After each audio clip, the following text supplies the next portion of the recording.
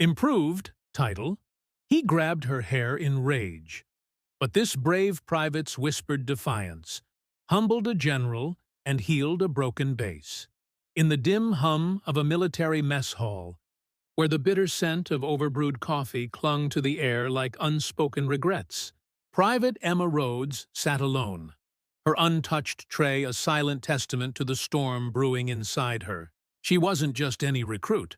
She was the quiet fire that had dared to file a report exposing a botched operation under General Marcus Hale's command, one that cost lives and shattered trust across the base.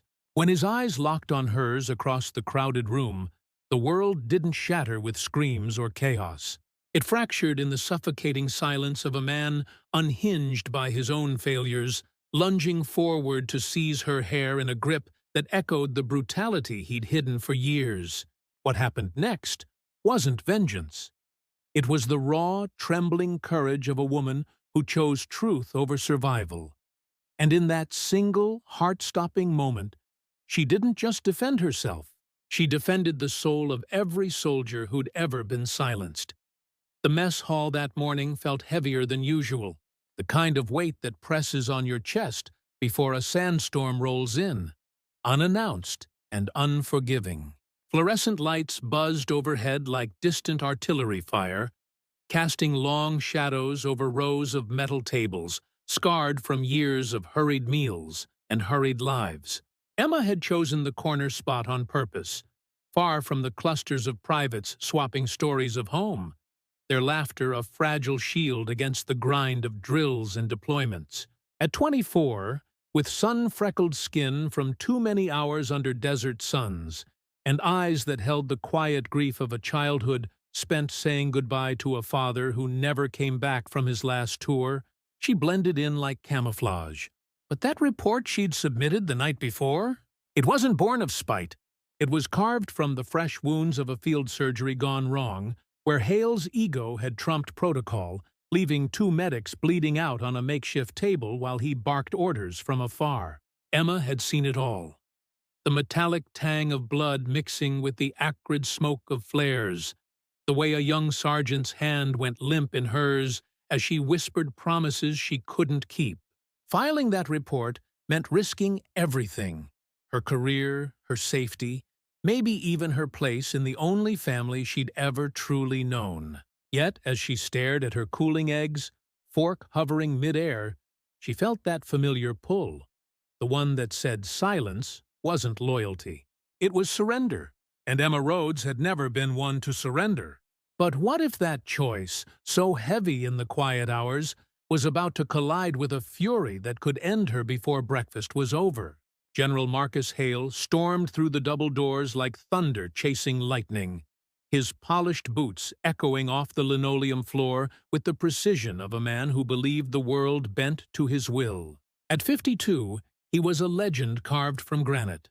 Broad shoulders straining against his starched uniform, a jaw set like the edge of a bayonet, and eyes that had stared down insurgents in Fallujah without flinching.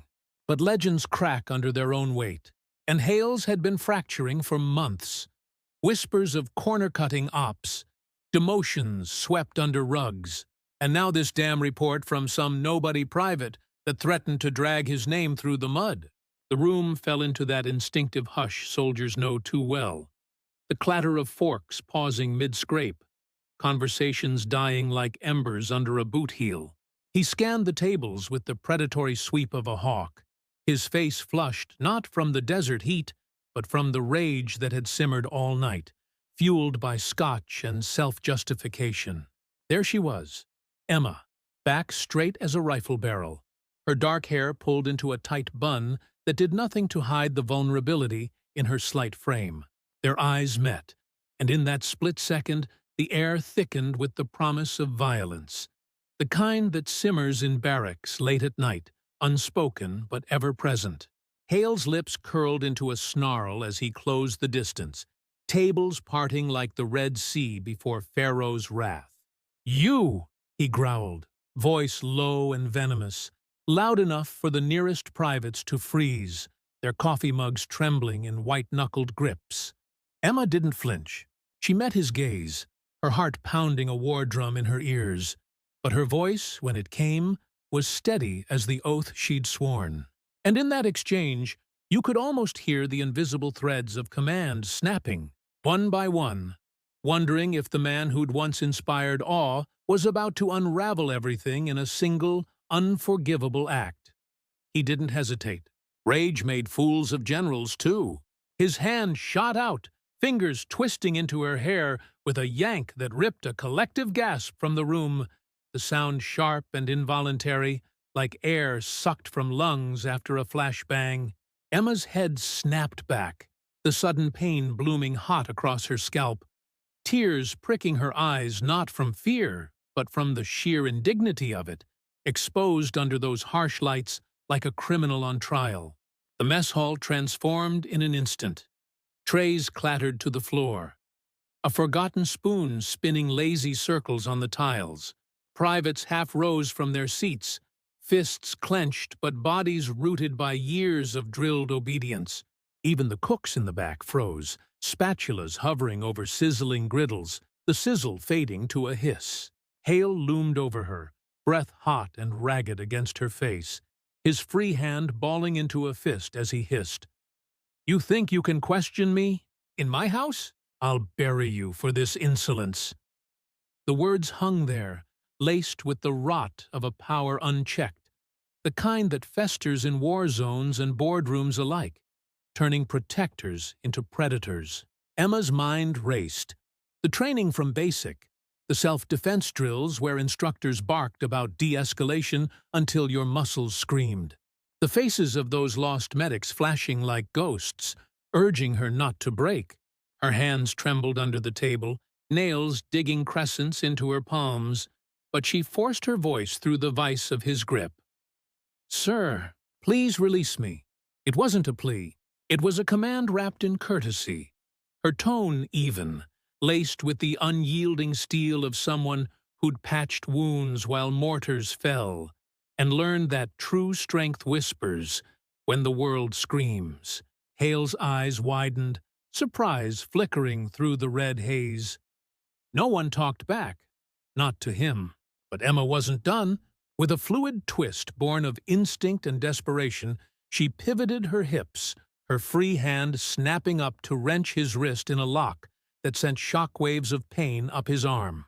He staggered, balance lost in the betrayal of his own momentum, crashing awkwardly against the table with a thud that echoed like a gavel's fall. The room exploded into murmurs, phones slipping from pockets to capture the impossible. A private, hair disheveled and uniform askew, rising not in triumph but in quiet resolve, her voice cutting through the chaos like a knife through fog. "That's assault under UCMJ Article 93, sir. Cruelty and maltreatment of a subordinate. You've just confessed it. To all of us." And in that revelation, the base didn't just witness a takedown. It glimpsed the fragility of fear, teetering on the edge of something far more dangerous. A reckoning that no rank could outrun. The aftermath unfolded like smoke curling from a grenade blast, slow at first, then choking the air with its inevitability. Military police swarmed the mess hall within minutes, their boots a staccato rhythm against the floor, radios crackling with urgent codes that masked the undercurrent of disbelief. Hale straightened, face purpling not from pain but humiliation, his authority stripped bare under the gaze of enlisted men and women who'd once saluted him without question. He barked orders, "Arrest her! This is mutiny!" But the words fell flat, swallowed by the sea of averted eyes and subtle shifts in posture, the subtle rebellion of soldiers choosing sides in silence. Emma stood her ground, breath coming in shallow pulls, the sting of her scalp a dull throb overshadowed by the adrenaline crash that left her knees weak. She could feel the eyes on her. Curious, wary, a few laced with the spark of admiration she'd never sought. One young corporal, barely out of training, met her glance with a nod so small it might have been a trick of the light. But it landed like a lifeline, a wordless vow that she wasn't alone in this madness. As the MPs escorted Hale away, his shoulders slumped for the first time in decades, he paused at the door, turning back with eyes that searched hers not for enmity, but for answers. "Who the hell are you, soldier?" he rasped, voice stripped of thunder. Emma swallowed the lump in her throat, tasting salt and resolve. "Just someone who remembers why we wear this uniform, sir. For the ones who can't speak anymore."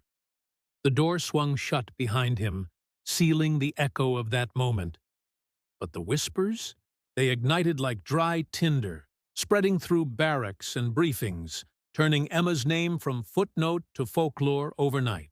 Yet, as the base buzzed with speculation, she retreated to her bunk, curling under thin wool blankets that smelled of starch and sweat, replaying the grab, the twist, the words, wondering if her stand had mended fractures or merely exposed them wider, and if the cost of truth would leave her more isolated than ever before. The investigation hit like a monsoon, relentless, uncovering layers of rot that Hale's command had buried deep. Videos from shaky phones circulated through encrypted channels, each frame a testament to the private's poise amid the general's unraveling.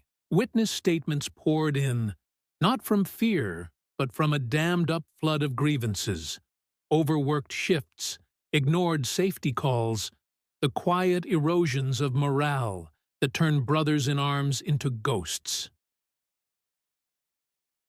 Emma endured the interrogations in sterile conference rooms, the fluorescent glare pulling confessions from her like threads from a frayed seam, the surgery's chaos, the medic's final breaths, her father's letters tucked in her footlocker, yellowed pages preaching honor above all. She sacrificed sleep, appetite, the easy camaraderie of her unit, trading them for the weight of testimony that could topple a career built on sand. But in the quiet hours, when the base lights dimmed to an amber glow, she'd find solace in stolen moments, a shared cigarette with a fellow medic on the loading dock, the cherry's ember mirroring the fire she'd kindled, a letter from her mother back home, inked with pride that bridged the miles. Deep connections bloomed in the unlikeliest soil. The corporal from the mess hall sought her out one dawn, voice cracking as he admitted his own silenced report, their hands brushing in a grip that said more than salutes ever could. Tension coiled tight as wires. Would Hale's allies bury the truth? Would her promotion come laced with resentment?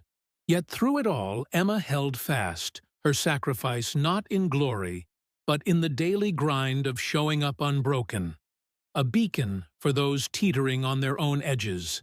And as the gavel fell weeks later, Hale stripped of stars, reassigned to a desk in obscurity, the base exhaled, a collective breath that carried the scent of rain on parched earth, hinting at renewal just beyond the horizon.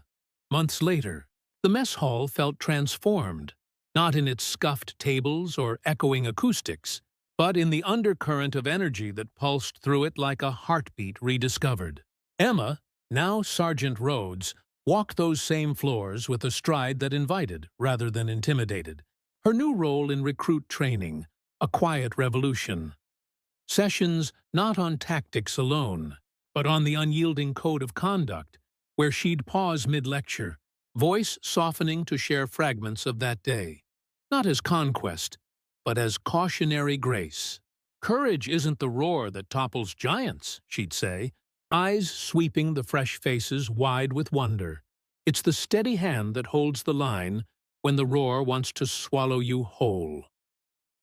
Applause would ripple then, genuine and warm, from privates who'd once glanced away to those who now stood taller in her shadow. Hale's ghost lingered in murmurs, a faded cautionary tale, but Emma, she became the living pulse, the one who bridged the chasm between rank and humanity, forging bonds in the forge of shared vulnerability. One evening, as twilight bled purple across the parade grounds, she found herself alone with the corporal, now a friend forged in fire, sharing a bench under star-pricked skies. "Was it worth it?" he asked, voice thick with the day's weariness. She smiled, faint lines of fatigue etching her face, but her eyes alight with a peace hard won. Every scar, every sleepless night, yes, because now, when they look in the mirror, they see more than orders. They see themselves.